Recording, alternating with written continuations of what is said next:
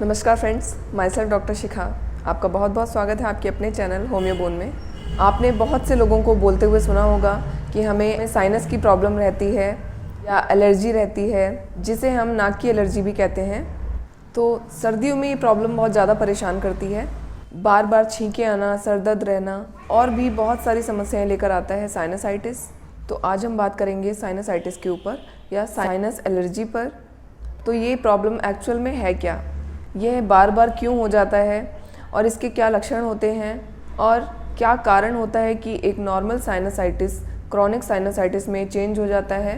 Chronic sinusitis हम उस condition को बोलते हैं जब साइनस की प्रॉब्लम हमारी बॉडी में 3 महीने से ज़्यादा हो जाती है, तब इस कंडीशन को हम क्रॉनिक साइनसाइटिस बोलते हैं। साइनसाइटिस में अक्सर यह देखा गया है कि लोग इससे पीछा छुड़ाने के लिए बहुत सारी एंटीबायोटिक्स का यूज़ करते हैं। एंटीबायोटिक्स गोलियां खाते हैं और बहुत टाइम तक खाते हैं। इसका पूरा कोर्स करते हैं, 10 दिन, 15 दिन, 1 महीना, 2 महीना ठीक रहते हैं, लेकिन फिर से साइनसाइटिस दोबारा आ जाता है। बहुत से लोग इस कंडीशन से छुटकारा पाने के लिए ड्रेनेज सर्जरी का सहारा लेते हैं। ड्रेनेज सर्जरी का मतलब होता है हमारे साइनसेस के अंदर जो बलगम जमा हो गया है, जो म्यूकस जमा हो गया है, उसको बाहर निकालने के लिए इंस्ट्रूमेंट या फिर मशीनों द्वारा उसको ड्रेन करवाते हैं, बलगम को निकलवाते हैं। ये ट्रीटमेंट भी सक्सेसफुल नहीं होता है और साइनसाइटिस फिर दोबारा आ जाता है।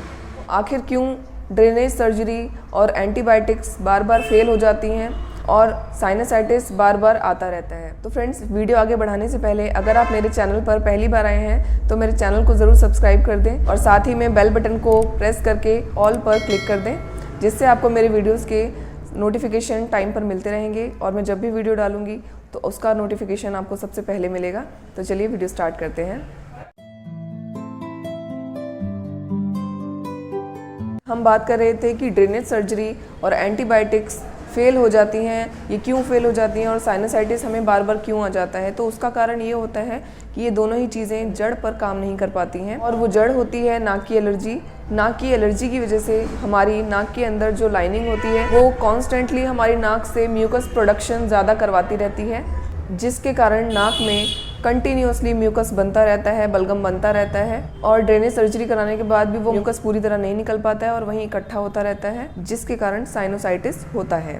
तो फ्रेंड्स, आगे हम इस वीडियो में जानेंगे कि होम्योपैथिक मेडिसिन साइनोसाइटिस के केस में कितनी असरदार होती हैं। होम्योपैथिक मेडिसिन साइनोसाइटिस की जड़ पर काम करती हैं और उसे पूरी तरह से ठीक करती हैं। सबसे पहले जानते हैं हम साइनसेस क्या होते हैं।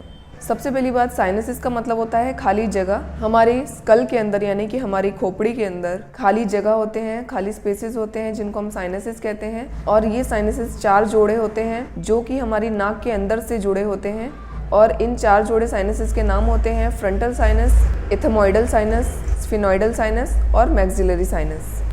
तो जैसा कि आप पिक्चर में भी देख पा रहे हैं, ये साइनस हमारे आईब्रोज के जस्ट ऊपर सिचुएटेड होते हैं, जिनको हम फ्रंटल साइनस कहते हैं। हमारे नाक के दोनों साइड्स में सिचुएटेड होते हैं, जिनको हम एथमोइडल साइनस कहते हैं। स्फिनोइडल साइनस हमारे खोपड़ी के अंदर होता है। इन साइनसिस के अंदर भी वही लाइनिंग होती है जो हमारी नाक के अंदर होती है।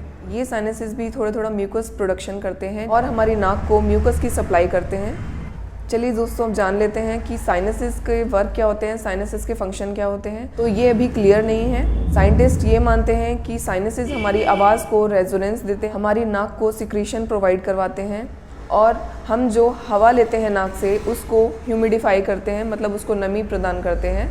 तो ये होते हैं साइनसिस के फंक्शन। तो अब जानते हैं साइनोसाइटिस क्यों होता है। जैसा कि मैंने आपको पहले भी बताया कि साइनसिस हमारी नाक के अंदर खुलते हैं। तो जब भी हमें एलर्जी होती है तो म्यूकस ज़्यादा प्रोड्यूस होने से या साइनसिस की लाइनिंग के अंदर स्वेलिंग होने से या बलगम ज़्यादा बनने से नाक के अंदर जो छोटी छोटी ओपनिंग्स होती हैं वो ओपनिंग्स ज़्यादा म्यूकस बनने की वजह से बंद हो जाती हैं, जिसके कारण अंदर ही अंदर वो डिस्चार्ज इकट्ठा होता रहता है। और जब ये डिस्चार्जेस बहुत ज़्यादा इकट्ठा हो जाते हैं तो वहाँ की जो हवा होती है, वहाँ का जो एटमॉस्फेयर होता है, वहाँ पर ये कलेक्टेड म्यूकस में से बैक्टीरिया ग्रो अप होना शुरू हो जाता है। तो वहाँ पर इन्फ्लेमेशन होना स्टार्ट हो जाती है, जिसके कारण वहाँ पर स्वेलिंग आ जाती है, जिसके कारण आपको यहाँ पर या फिर यहाँ पर स्वेलिंग आना स्टार्ट हो जाती है और इसी एरिया में आपको दर्द भी होना स्टार्ट होता है, जिसको हम साइनसाइटिस कहते हैं, या इसी कंडीशन को हम साइनस का पेन भी कह सकते हैं। तो किस कंडीशन में एलर्जी आपकी पुरानी होती है? जब आपको म्यूकस बनना बहुत ज़्यादा स्टार्ट हो जाता है, आपको साइनसाइटिस के सिम्टम आने लगते हैं और वो महीनों महीनों आपकी बॉडी में पड़े रहते हैं, सालों सालों आपकी बॉडी में पड़े रहते हैं और आप उसके लिए कोई ट्रीटमेंट नहीं लेते हैं, तो क्या होता है, आपको साइनस का अटैक आना शुरू हो जाता है और फिर आप कुछ मेडिसिन लेते हैं, एलोपैथिक मेडिसिन लेते हैं, तो उससे ये बॉडी में सप्रेस हो जाता है कुछ टाइम के लिए, फिर ये दोबारा अटैक आता है, फिर ये प्रोसेस चलता है, फिर इन्फ्लेमेशन स्टार्ट होता है। तो ये प्रोसेस रिपीटेडली आपका चलता रहता है और ये कंडीशन तब जाके क्रॉनिक साइनोसाइटिस में चेंज हो जाती है।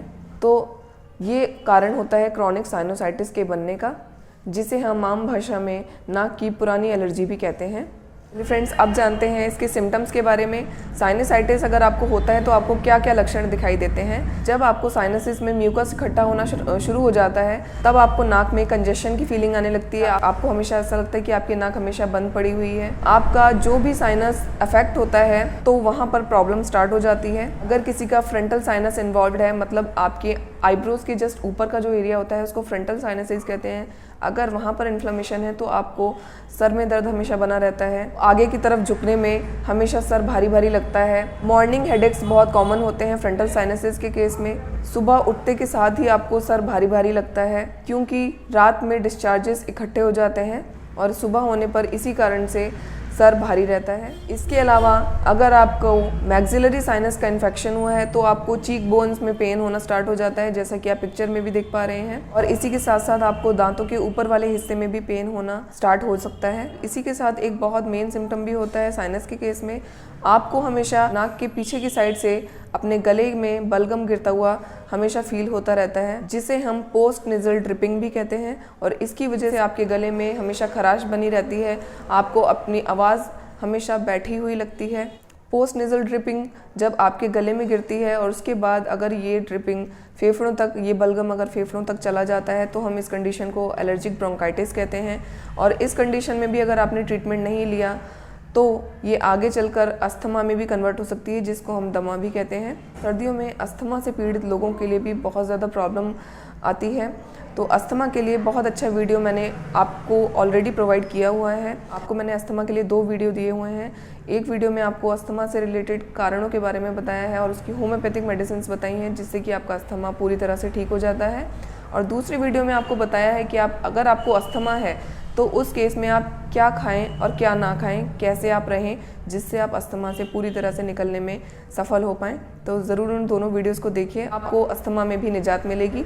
तो मैं आपको उन दोनों वीडियोस के लिंक अपने डिस्क्रिप्शन बॉक्स में दे दूँगी। इसके अलावा साइनसाइटिस का एक सिम्टम्स ये भी होता है कि आपको नाक से हमेशा म्यूकस आता रहता है, बार बार आपको नाक साफ करना पड़ता है, और उस डिस्चार्ज का कलर येलो भी हो सकता है, ग्रीनिश भी हो सकता है, और इसी के साथ साथ उस डिस्चार्ज में से बैड स्मेल भी आ सकती है, क्योंकि वहाँ पर बैक्टीरिया का बिल्डअप होने लगता है, तो उसकी वजह से आपको बैड स्मेल भी उस डिस्चार्ज में से लग सकती है। साइनसाइटिस के कॉम्प्लिकेशंस क्या होते हैं? अगर आपका साइनसाइटिस बहुत पुराना हो गया है, नाक की एलर्जी बहुत पुरानी हो गई है, तो वो क्या करती है, आपकी नाक की लाइनिंग को बहुत ज़्यादा अफेक्ट करने लगती है, जिससे क्या होता है, आपकी नाक की लाइनिंग ओवर ग्रोथ करना शुरू कर देती है, वहाँ पर बहुत ज़्यादा स्वेलिंग आ जाती है, और जब वहाँ पर ओवर ग्रोथ होना स्टार्ट हो जाती है तो ये कंडीशन नेज़ल पॉलिप में कन्वर्ट हो जाती है, जिसको हम नाक का मांस बढ़ना भी कहते हैं आम भाषा में। साथ ही आपको साइनसाइटिस में बुखार भी आ सकता है हल्का, साथ ही साथ छींकें भी आ सकती हैं। तो ये सभी सिम्टम्स होते हैं साइनसाइटिस के। चलिए अब बात कर लेते हैं होम्योपैथिक मेडिसिन की। वैसे तो साइनसाइटिस के लिए होम्योपैथी में काफ़ी मेडिसिन हैं, बट ये मेडिसिन हर पर्सन के सिम्टम्स के ऊपर डिपेंड करती है। हर पेशेंट में सिम्टम्स अलग अलग होते हैं, उनका कॉन्स्टिट्यूशन अलग अलग होता है, तो मेडिसिन हर पर्सन में चेंज हो जाती हैं। बट यहाँ पर मैं आपको 2 ऐसी मेडिसिन बताऊँगी जो साइनसाइटिस के लगभग हर सिम्टम को कवर करती है और टॉप ग्रेड की मेडिसिन मानी जाती हैं साइनसाइटिस के लिए, जिससे कि आपको साइनसाइटिस में आराम लगता है और आपका साइनस पूरी तरह से ठीक भी हो जाता है। तो सबसे पहली मेडिसिन है कालीबाइक्रोमिकम। ये मेडिसिन क्रॉनिक साइनोसाइटिस में बहुत अच्छा काम करती है, मतलब अगर आपको नाक की एलर्जी बहुत पुरानी हो गई है तो उसमें बहुत अच्छा काम करती है। जैसा कि मैंने आपको साइनोसाइटिस का कारण बताया, साइनोसाइटिस में आपकी जो नाक की म्यूकस मेम्ब्रेन है वो म्यूकस का बहुत ज़्यादा ओवर प्रोडक्शन करती है, म्यूकस को ज़रूरत से ज़्यादा बनाती है, तो ये उस प्रोसेस को कम करती है, ये मेडिसिन उसको ठीक करती है, जिसके कारण म्यूकस ज़्यादा नहीं बनता है और आपको एलर्जी में काफ़ी राहत मिलती है। साथ ही साथ ये मेडिसिन साइनसेस में जो डिस्चार्जेस कलेक्ट हो गए हैं उसको भी ड्रेन करने में बहुत हेल्पफुल होती है। ये मेडिसिन आपको कब लेनी चाहिए? अगर आपको जो डिस्चार्जेस निकल रहे हैं नाक में से वो बहुत ज़्यादा गाढ़े हैं, बहुत ज़्यादा चिपकने वाले हैं और साथ ही साथ येलोइश ग्रीनिश कलर के हैं। अगर कोई पेशेंट अपनी नाक क्लीन करता है, अपनी नोज़ को क्लीन करता है और वो उसमें से डिस्चार्जेस अगर वॉश बेसिन पर गिरता है तो उसको वो वहाँ से क्लीन करने के लिए बहुत ज़्यादा पानी लेना पड़ता है साफ़ करने के लिए। ऐसी कंडीशन में आप काली बाइक्रोमिकम ले सकते हैं, बहुत हेल्पफुल मेडिसिन है ये इस कंडीशन के लिए। अगर आपका फ्रंटल साइनस इन्वॉल्व है और आपको साइनस की वजह से सर में बहुत ज़्यादा दर्द होता है, फ्रंटल हेडेक बहुत ज़्यादा होते हैं, तो ये उसमें भी बहुत अच्छा काम करती है। अगर आपकी नाक हमेशा बंद रहती है या फिर एनोस्मिया हो गया है आपको, मतलब आपकी सूंघने की शक्ति कम होती जा रही है, तो उस केस में भी बहुत अच्छा काम करती है। इसी के साथ साथ एक और बहुत इंपॉर्टेंट सिम्टम है, कुछ लोग म्यूकस को बहुत ज़्यादा खींचते हैं। हमेशा उनको ये लगता रहता है कि नाक के पीछे की तरफ से गले में हमेशा कुछ म्यूकस गिरता रहता है, बहुत ज़्यादा चिपकने वाले म्यूकस गिरता है और साफ़ करने के लिए उसको हमेशा बलगम खींचना पड़ता है। हमेशा ये फील होता है कि उस म्यूकस की वजह से उनको बोलने में बहुत ज़्यादा दिक्कत आ रही है या उनका गला अंदर से बंद हो रहा है या उनको नाक के पीछे का हिस्सा बंद होता जा रहा है म्यूकस की वजह से, तो वो उसको खींचते रहते हैं लगातार। तो ये सिम्टम बहुत इंपॉर्टेंट होता है काली बाइक्रोमिकम में। तो अगर आपको इनमें से कोई सिम्टम आ रहा है तो आप ये मेडिसिन ज़रूर ले सकते हैं। अगर आपको साइनस बहुत ज़्यादा पुराना नहीं है तो आप काली बाइक्रोमिकम की 30 पोटेंसी ले सकते हैं। इसको दिन में 3 बार लें, सुबह दोपहर शाम 4-4 बूंदें डायरेक्ट ज़बान पर। और अगर आपका साइनसाइटिस पुराना हो चुका है, काफ़ी सालों से है, काफ़ी महीनों से है, तो आप इसकी 200 पोटेंसी लेकर आएँ और इसको आप दिन में 2 बार लें, 4-4 बूंदें, से आपका साइनसाइटिस पूरी तरह से ठीक हो जाएगा। मेडिसिन में कंटिन्यूटी बनाकर रखें और फिर भी अगर आपको नहीं समझ आता है तो आप अपने नियर बाई होम्योपैथिक डॉक्टर के पास जाएँ, उनको अपनी कंडीशन बताएं और उनसे कंसल्टेशन लें। फ्रेंड्स, अगली मेडिसिन है हाइड्रेस्टिस। गले में हमेशा बलगम गिरता रहता है और आपको हमेशा अपना गला क्लियर करना पड़ता है, गले में हमेशा खराश बनी रहती है, इसी के साथ साथ खांसी भी हो सकती है और इसी के साथ अगर आपको पुरानी एलर्जी की वजह से नाक में पॉलिप्स डेवलप हो गए हैं, यानी कि नाक का मांस बढ़ गया है, उसके लिए मेरा एक वीडियो है नेजल पॉलिप के ऊपर, तो उसको आप देख सकते हैं। उसमें मैंने बहुत डिटेल से नेजल पॉलिप के लिए उसके कारण बताए हैं, उसके लिए बहुत अच्छी होम्योपैथिक मेडिसिन बताई हैं और आपके नेजल पॉलिप्स कैसे ठीक हो सकते हैं उस वीडियो में मैंने आपको डिटेल से बताया, तो उसको भी ज़रूर देखें। आपको डेली सोने से पहले भाप लेनी चाहिए। नॉर्मल वाटर से भी आप स्टीम ले सकते हैं। अगर आप चाहें तो उस पानी में 2-4 बूंदें यूकेलिप्टस ऑयल की मिला के भी ले सकते हैं स्टीम। तो स्टीम इन्हेलेशन बहुत अच्छा माना जाता है एलर्जिक पेशेंट्स के लिए। आपको कोई भी किसी भी तरह की रेस्पिरेटरी एलर्जी है, चाहे आपको अस्थमा है या फिर आपको नेज़ल एलर्जी है, साइनसाइटिस है, एलर्जिक राइनाइटिस है, सभी केसेस में स्टीम इन्हेलेशन बहुत अच्छा माना जाता है। तो स्टीम ज़रूर लें, साथ ही मेडिसिन लें, आपका साइनोसाइटिस पूरी तरह से ठीक हो जाएगा। तो फ्रेंड्स, कैसा लगा आपको मेरा आज का वीडियो? आई होप आपको मेरा वीडियोस अच्छे लगते हों और आपके काम आते हों। तो अगर आपको मेरा वीडियो अच्छा लगा है तो मेरे चैनल को ज़रूर सब्सक्राइब करें और इस वीडियो को ज़्यादा से ज़्यादा लोगों तक शेयर करें अपने फ्रेंड्स, फैमिली, रिलेटिव्स के साथ। तो मैं आपको मिलती हूँ एक और बहुत अच्छे हेल्थ या ब्यूटी से रिलेटेड वीडियो के साथ। तब तक के लिए stay safe and stay healthy. Thank you so much for watching. Bye.